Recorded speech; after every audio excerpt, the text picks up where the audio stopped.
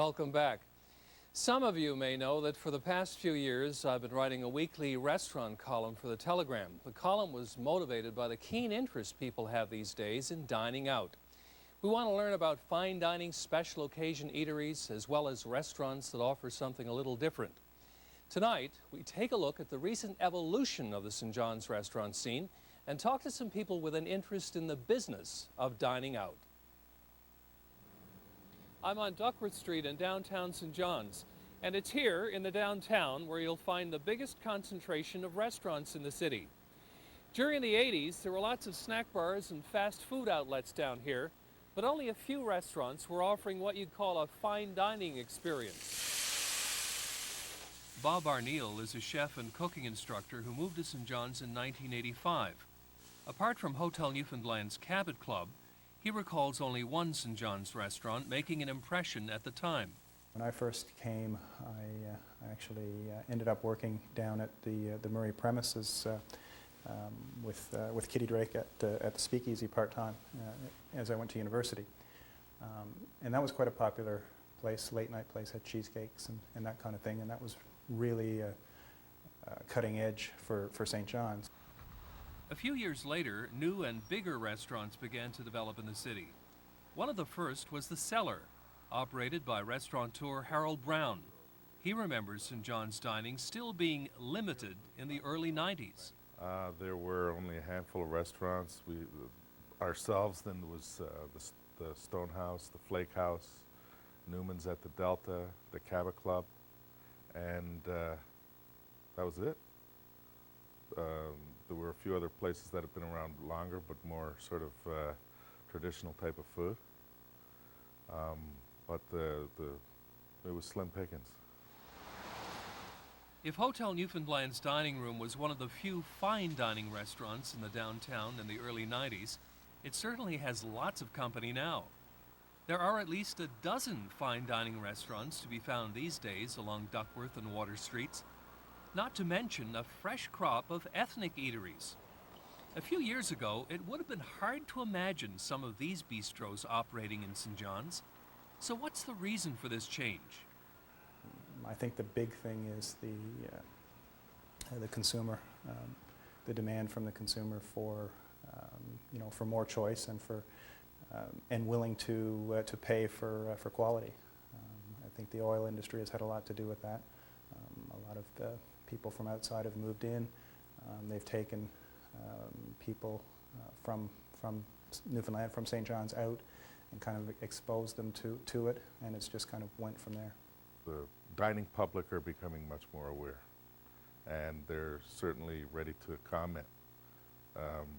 We do a risotto, and I use long grain rice for the risotto for this particular dish. Risotto traditionally is done with arborio rice. It's a short grain rice, and it's a bit stickier. I like this particular dish. I like with this rice. So people will point out, we're not using the right rice. So the dish is still a good dish. A more aware and educated dining public, schooled in food appreciation by media like newspapers, magazines, cookbooks, and the Food Network, have helped develop an industry in St. John's that even surprises veteran restaurant goers like Steve Delaney. He's a wine connoisseur who regularly books St. John's restaurants for the Wine Society's group dinners. We can now command or request almost any sort of cuisine with a level of distinction. I mean, it's not just a chicken breast anymore. It's a chicken breast stuffed with something with a special herb or spice or blackened, and it's really amazing. Harold Brown credits improved training at places like College of the North Atlantic, PEI's Culinary Institute of Canada, and mainland institutions like George Brown College. There's lots of good spots now, and better trained cooks. I think the cooks used to be trained to work on a boat or a hospital, but now there's more training, more significant training for cooks to be cooking for hospitality. Also, establishments are recognizing that they need to have a trained professional in the kitchen to run it. So, whereas back 20 years ago, you'd have a lot of mom and pop operations where they would be doing the cooking in the kitchen themselves and thought that was perfectly fine. And now you will see chefs in most of the places that are operating. Steve Delaney sees a future St. John's dining scene with even more room for improvement. I know there's also been a lot of developments in using local ingredients in innovative ways, and I expect that that's going to continue to grow, especially as we've got organic produce grown locally. We've got, of course, all our other natural resources that could be used, and I hope and I would expect that we might see a little bit more development in that area. When I began doing restaurant reviews, a few of my friends told me I'd run out of restaurants to review in 6 months. Well, that didn't happen, and I don't think it's going to happen soon. There are new restaurants opening here all the time. Now, some think that's a bad thing, that there's not enough business to keep them all going. That doesn't seem to have happened yet.